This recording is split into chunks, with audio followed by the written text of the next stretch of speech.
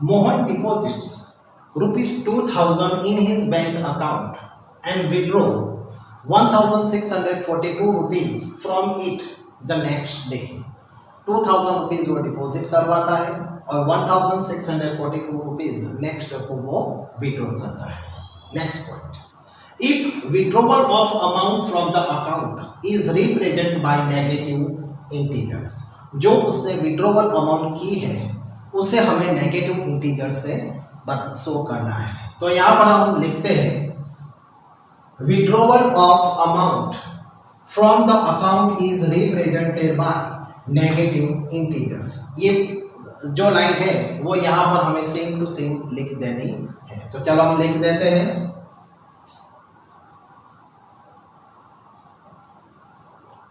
Withdrawal of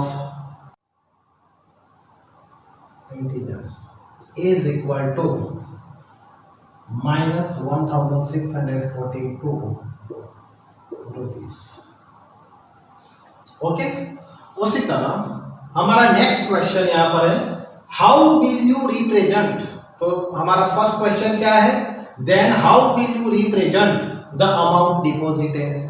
जो हमने amount deposit करवाई है उसे हम किससे रिप्रेजेंट करते हैं, तो उसे हम रिप्रेजेंट पॉजिटिव इंटीजर से करते हैं. तो सेम टू सेम हम यहाँ पर उसे भी लिख देते हैं. तो deposited amount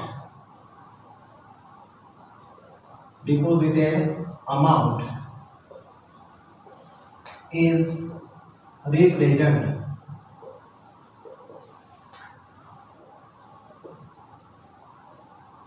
positive integers.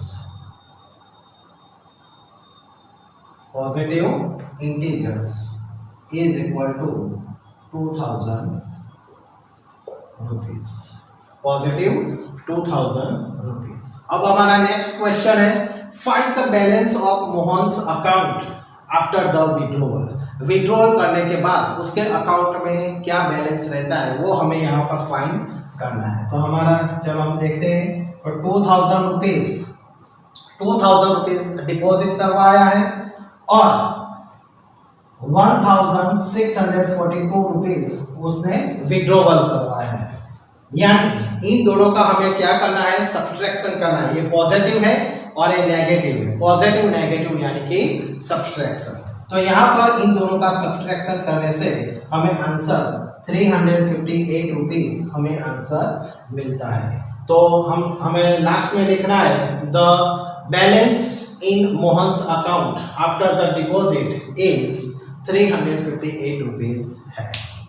Question 6, Rita goes 20 kilometer toward east from a point A to point B. तो यहाँ हमें पहला पॉइंट ध्यान में रखना है, जो रीटा है वो रीटा 20 किलोमीटर्स मूव करती है point A to point B toward east की ओर वो मूव करती है. और सेकंड पॉइंट है from B C move 30 kilometre toward west. अब वो 30 किलोमीटर जो मूव करते हैं वो 30 किलोमीटर्स मूव वेस्ट की ओर मूव करती है. पहला जो 20 किलोमीटर्स है वो ईस्ट की ओर मूव करती है और जो दूसरा जो 30 किलोमीटर्स है वो वेस्ट की ओर वो मूव करती है. Okay, along the same road पर ये सब कुछ मूवमेंट होता है. तो चलो यहाँ पर हम एक लाइन ड्रॉ कर देते हैं. उस लाइन पर हमें यहाँ पर एक ए पॉइंट लिख देते हैं. तो ए पॉइंट जो है ए से बी की ओर, जब वो ए से बी वो मूवमेंट करते हैं वो ईस्ट की ओर मूवमेंट करती है. तो यहाँ पर हम लिख देते हैं ईस्ट की ओर वो मूवमेंट करती है. तो ए से बी तक जो वो मूवमेंट करती है वो 20 किलोमीटर वो मूव करती है. और नेक्स्ट पॉइंट पे क्या है, from B C move 30 kilometre from B 30 kilometre toward west along the same road. और अब वो बी पॉइंट से 30 किलोमीटर वो मूव करती है टूवर्ड वेस्ट की ओर वो मूव करती है सेम रोड पर. तो इस तरीके का हमारा ये डायग्राम हमें यहाँ मिलता है। अब आगे हमें क्या बताया गया है वो देखते हैं। If the distance toward east is represented by positive integer, जो ईस्ट की ओर का जो डिस्टेंस है उसे यहाँ हमें पॉजिटिव इंटीजर से रिप्रेजेंट करना है। तो आगे then how will you represent the distance travel toward west, जो हम ईस्ट का जो डिस्टेंस है वो ईस्ट के डिस्टेंस को यहाँ पर पॉजिटिव से रिप्रेजेंट किया जाता है। तो ईस्ट की ऑपोजिट साइड पर वेस्ट है और वेस्ट का जो हमें डिस्टेंस है वो हमें नेगेटिव इंटीजर से हमें शो करना पड़ेगा। ये हमारे लिए वेरी मोस्ट इंपॉर्टेंट पॉइंट है। Last next point, by which integer will you represent the final position. तो फाइनल पोजीशन में फ्रॉम ए पॉइंट से हमें क्या आंसर, कौन सा डिस्टेंस हमें मिलता है। तो जो यहाँ पर जो ए है उसे हम स्टार्टिंग पॉइंट कहते हैं। तो ए से वो बी की ओर मूव करता है तब वो 20 किलोमीटर है, और बी से वो जब सी की ओर यानी कि वेस्ट की ओर जब वो मूव करती है तब उसका जो इंटीजर हमें 30 किलोमीटर मिलता है वो नेगेटिव है। यानी कि स्टार्टिंग पॉइंट से जो ये फाइनल डिसीजन है, फाइनल पोजीशन, इन दोनों का जब हम डिफरेंस करते हैं तो उन दोनों का डिफरेंस हमें क्या मिलता है। तो यहाँ पर हम देख सकते हैं। तो पहले आंसर का मैं क्वेश्चन यहाँ पर लिख देता हूँ। The distance toward east is represented by positive integer, that is 20 kilometer positive. The distance toward west is represented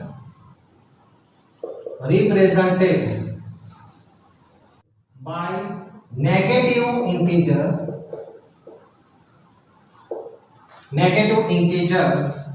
that is 30 kilometre. तो नेगेटिव इंटीजर्स लिखते हैं। The final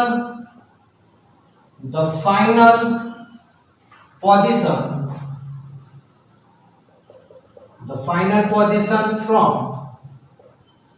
A to C is equal to -30 kilometre plus 20 kilometre.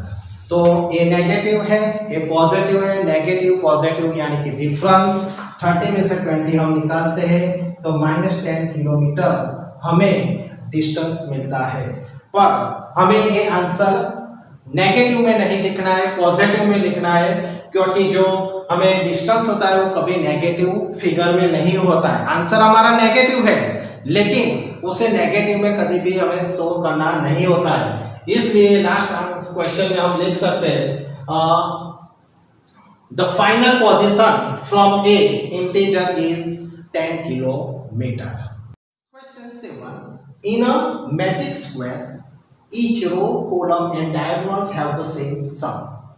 तो यहाँ पर हमें एक magic box दिया गया है और मैजिक बॉक्स में हमें सभी कॉलम का, रो का और डायगोनल्स का हमें सम करना है और सभी का आंसर हमें सेम मिलता है तो ही ये मैजिक बॉक्स हमें कंसीडर करना है। तो यहाँ पर रो क्या है, तो जो हॉरिजॉन्टल जो बॉक्स है उसे हम रो कहते हैं, जो वर्टिकल बॉक्स है उसे हम कॉलम कहते हैं, और जो क्रॉस यहाँ पर क्रॉस या मल्टीप्लिकेशन जैसे साइन करते हैं उसे हम डायगोनल्स कहते हैं। उन सभी का आंसर सेम होना चाहिए। जो सेम है तो ये हमारा मैजिक बॉक्स है, सेम आंसर नहीं है तो ये मैजिक बॉक्स नहीं है। तो चलो हम क्लियर करते हैं। तो पहले हम यहाँ पर जो थे देखते हैं, यहाँ पर फर्स्ट रो की बात हम करते हैं। 5 plus -1 plus -4 is equal to, तो 5 प्लस ये दोनों नेगेटिव है, नेगेटिव नेगेटिव ऐड होते हैं तो -4 5। पॉजिटिव नेगेटिव सेम फिगर है, ऑपोजिट फिगर है, इसलिए उसका आंसर हमें 0 मिलता है। चलो सेकंड रो की हम बात करते हैं। यहाँ पर सेकंड रो में -5 है प्लस -2 प्लस 7, तो नेगेटिव नेगेटिव ऐड करते हैं, तो -7 5 + 2 7 प्लस पॉजिटिव 7। सेम फिगर है लेकिन एक पॉजिटिव है और एक नेगेटिव है, इसलिए उसका आंसर हमें 0 मिलता है। चलो अब थर्ड रो की बात करते हैं। 0 + 3 + -3, तो यहाँ पर हम देख सकते हैं 3 और ए नेगेटिव 3 है, यानी कि इसका आंसर भी हमें यहाँ पर 0 मिलता है। चलो अब हम देखते हैं कॉलम।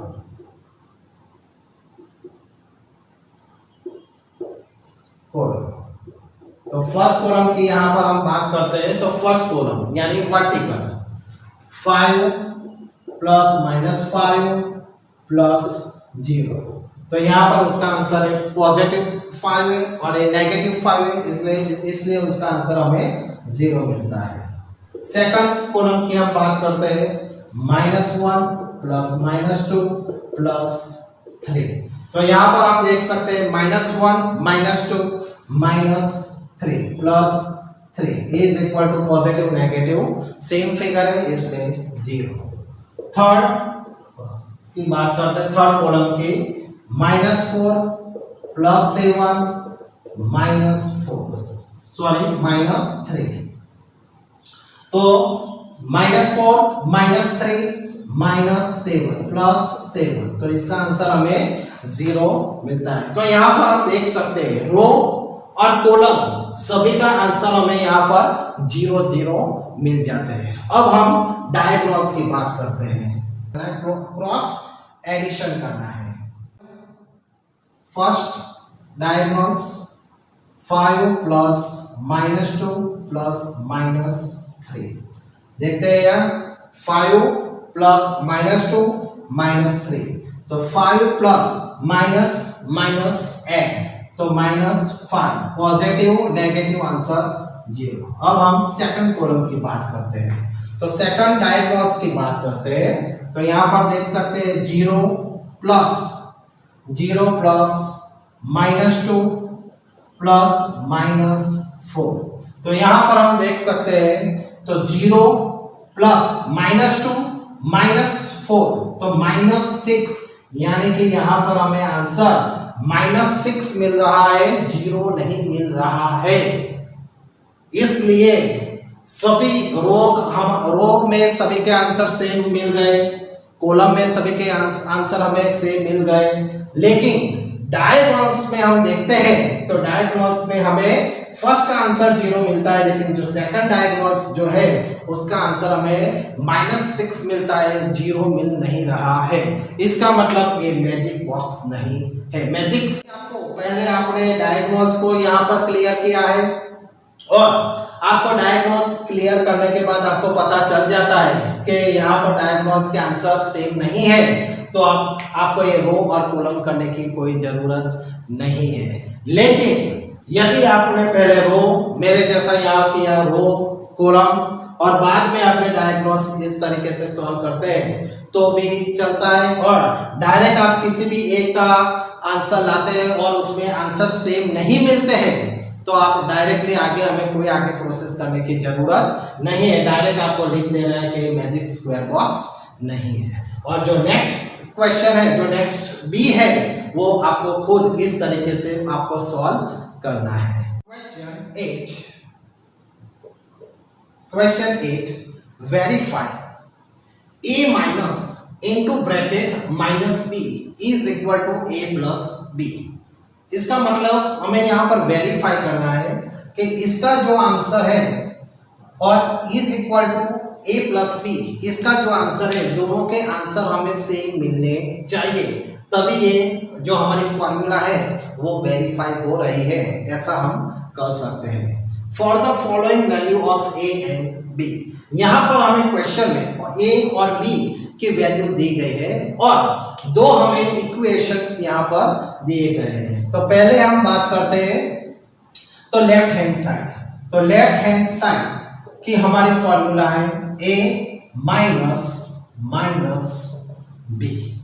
तो चलो a की वैल्यू यहाँ पर 21 है माइनस b की वैल्यू 18 है 21। तो चलो यहाँ पर माइनस है, मैंने आपको आगे सिखाया था जब माइनस की साइन है तो उसे हमें किस में कन्वर्ट करना है, प्लस में हम उसे कन्वर्ट करना है, क्योंकि माइनस की जगह पर हमें प्लस ही चाहिए।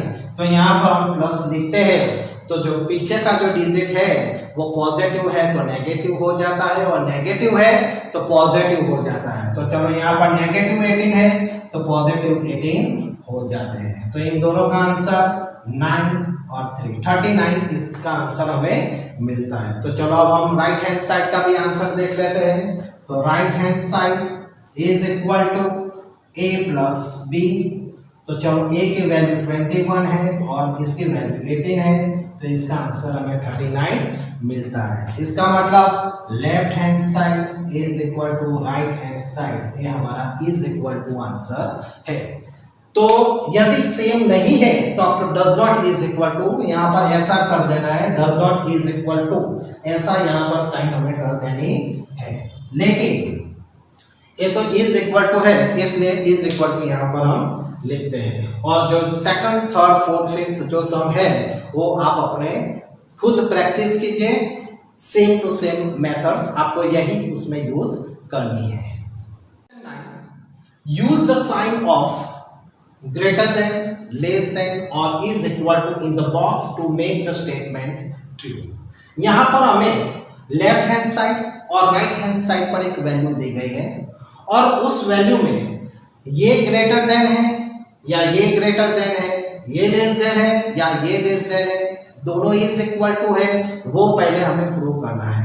और वैल्यू फाइंड करने के बाद हमें पता चलता है कि दोनों की वैल्यू में कौन ग्रेटर है कौन स्मॉलर है, और या इज इक्वल टू है, उस हिसाब से यहाँ पर हमें इस बॉक्स में उसके साइन हमें रखनी है। तो चलो पहले हम देख लेते हैं left hand side -3 plus 7 minus 19। तो चलो -3 है प्लस 7 है और ये माइनस की साइन है, तो माइनस की साइन है तो हमें उससे पहले पॉजिटिव साइन करनी है, और पॉजिटिव करते हैं तो यहाँ पर देखो ये 19 जो है वो 19 पॉजिटिव फिगर है, 19 पॉजिटिव फिगर है, इसलिए उसे हमें नेगेटिव फिगर में कन्वर्ट करना पड़ेगा। तो -19 हमें करना पड़ेगा। तो यहाँ पर आप देख सकते हैं, तो देखो ये भी -8 है, -8, तो माइनस को जब हम पॉजिटिव करते हैं तो ये पॉजिटिव 8 है तो वो -8 हो जाते हैं।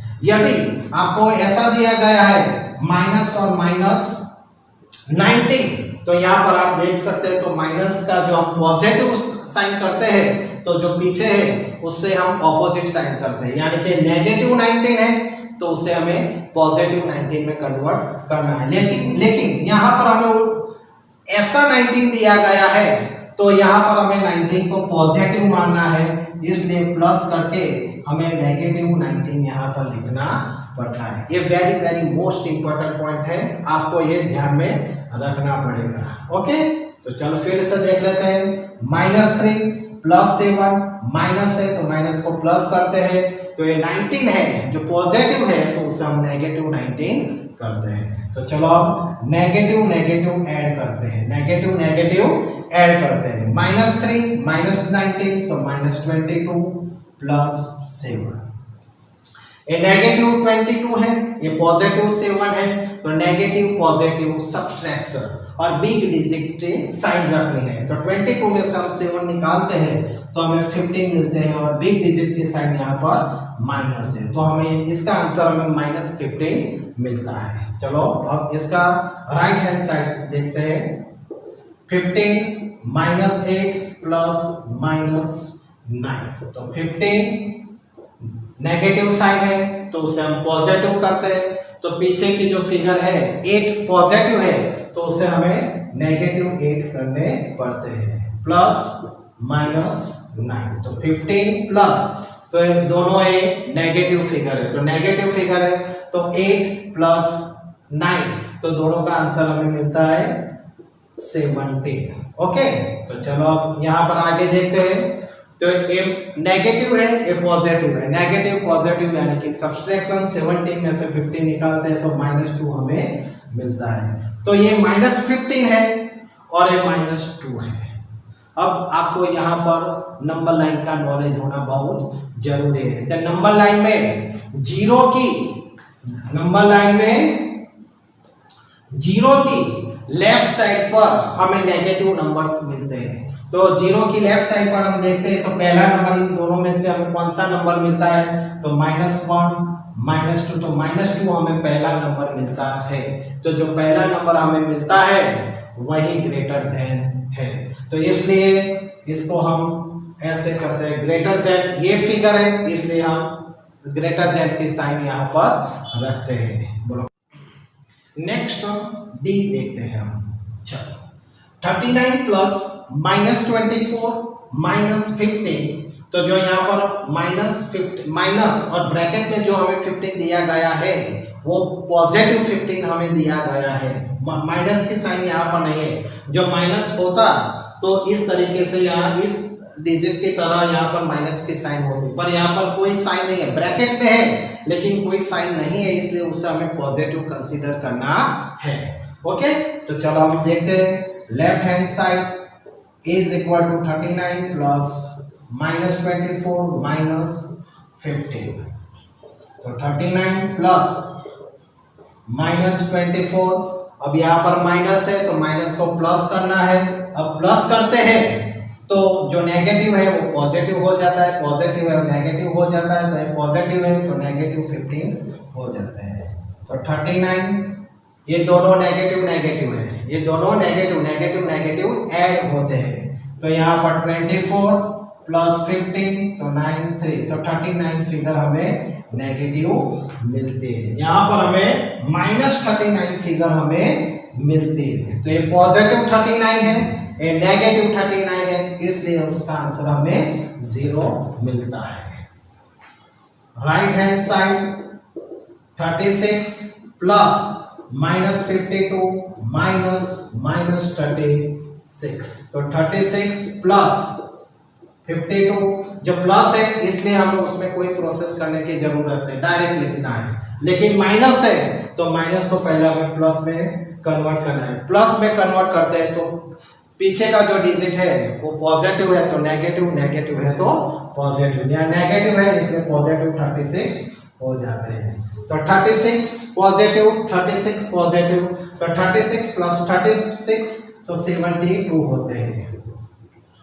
अब यहाँ पर हम देख सकते हैं एक पॉजिटिव है और नेगेटिव है। पॉजिटिव नेगेटिव यानी सब्सट्रैक्शन। तो 72 में से हम 52 लेस करते हैं तो हमें 20 मिलते हैं। और बिग डिजिट की साइन ये 72 की है और ये -52 स्मॉलर है, इसलिए पॉजिटिव साइन हमें 72 की लेनी है। तो 72 पॉजिटिव है इसलिए हमें 20 पॉजिटिव आंसर मिलता है। तो ये 0 है और ये 20 है, तो कौन ग्रेटर है 20, तो 20 ग्रेटर है इसलिए हमें ये साइन यहाँ पर हमें देनी पड़ेगी। और दूसरे जो सम है उसकी प्रैक्टिस आपको खुद करनी है। क्वेश्चन 10, अब water tank has step inside it. यहाँ पर एक वाटर टैंक दी गई है, हैज स्टेप इनसाइड इट, उसके जो स्टेप्स है वो वाटर टैंक के अंदर है। A monkey is sitting on the top most step, और जो मंकी है वो टॉप मोस्ट स्टेप पर वो बैठा है, that is the first step. तो यहाँ पर मैं आपको बताता हूँ ये एक टैंक के अंदर ये स्टेप्स है और मंकी जो है वो top most step that is first step पर मंकी यहाँ पर बैठा है। आगे the water level is at the 9th step, और जो वाटर लेवल है वो 9th स्टेप पर है। Monkey first top most step पर बैठा है और उसे वाटर ड्रिंक करने के लिए उसे 9th स्टेप पर आना है। और यहाँ पर वो क्या करता है, वो डायरेक्टली नहीं आ जाता, यहाँ पर वो अलग एक्टिविटी करता है। वो क्या करता है, he jump 3 steps down and the jump back 2 steps up.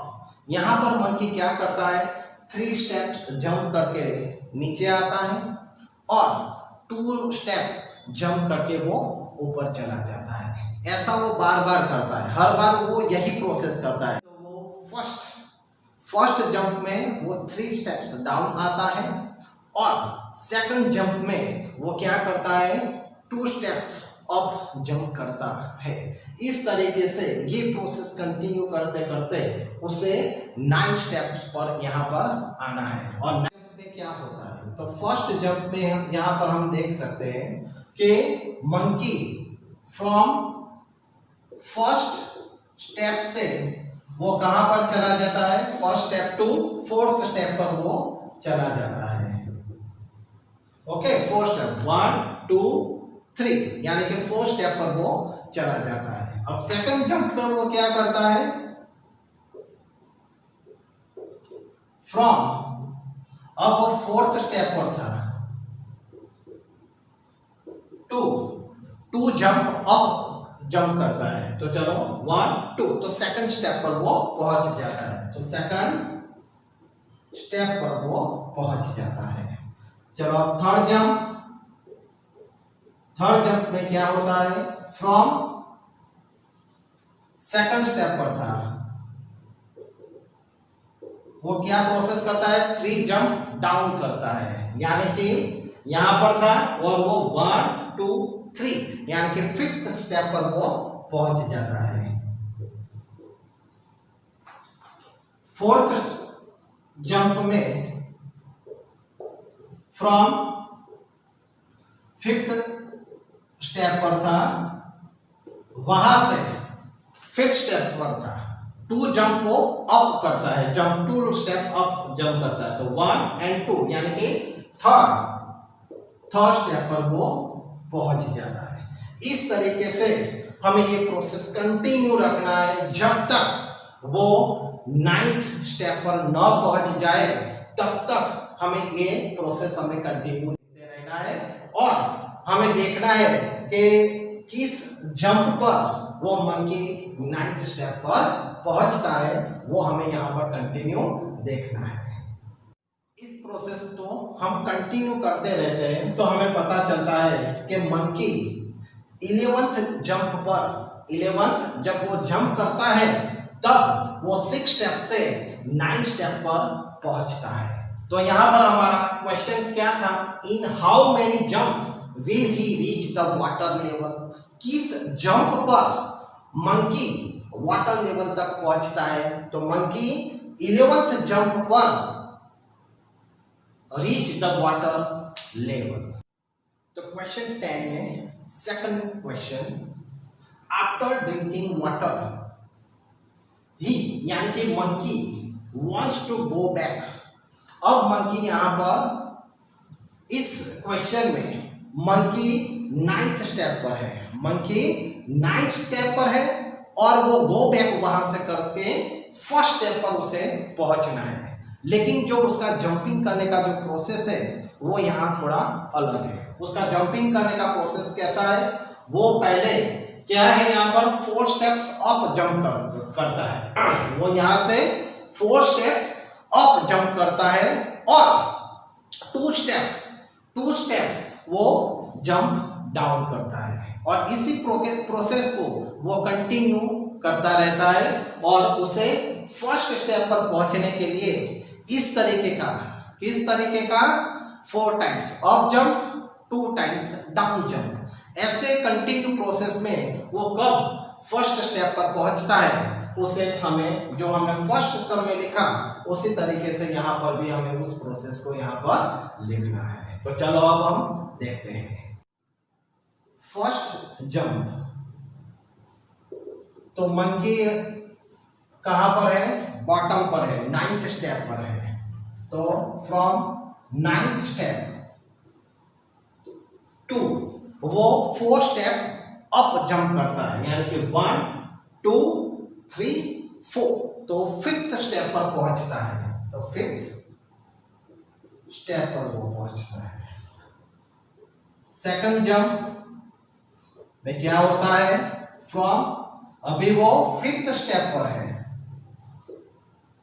पर अब उसका प्रोसेस क्या है, 2 स्टेप डाउन जंप करता है, यानी कि 5th पर से 1 2, तो फिर से वो 7th स्टेप पर वो पहुंच जाता है, 7th स्टेप पर वो मंकी पहुंच जाता है। थर्ड जंप में क्या होता है, चलो देखते हैं। तो फ्रॉम 7th स्टेप टू, अब वो 4th स्टेप अप जंप करता है, तो 1 2 3 4, यानी कि वो 3rd स्टेप पर पहुंच जाता है। इसी तरह इस प्रोसेस को भी हमें कंटिन्यू रखना है और कंटिन्यू करके हमें वो देखना है कि मंकी 1st स्टेप पर वो जंप करके कब पहुंचता है। तो यहाँ पर हम देख सकते हैं कि मंकी 5th जंप करके वो 1st स्टेप पर वो पहुंच जाता है। क्वेश्चन 10 में 3rd नंबर का question, if the number of steps move down is represented by negative integers, यानी यहाँ पर हमने ए एंड बी में 2 पॉइंट्स देखे कि जो मंकी है वो ऊपर से नीचे जंप करता है और नीचे से ऊपर जंप करता है, और यानी कि वो मंकी जो है वो डाउन जंप भी करता है और अप जंप भी यहाँ पर करता है। तो जो मंकी यहाँ पर डाउन जंप करता है उसे हमें नेगेटिव इंटीजर से शो करना है, और मंकी जहाँ पर अप जंप करता है उसमें उसे पॉजिटिव इंटीजर से यहाँ पर हमें शो करना है। तो यहाँ पर हम देख सकते हैं जो हमारा फर्स्ट क्वेश्चन था, फर्स्ट उसमें मंकी क्या कर रहा था, 3 times for top most place पर था, वहां से 3 स्टेप्स वो डाउन जंप कर रहा था, यानी कि -3। और दूसरा प्रोसेस वो क्या कर रहा था, 2 स्टेप्स अप जंप कर रहा था, 2 स्टेप अप, यानी कि +2।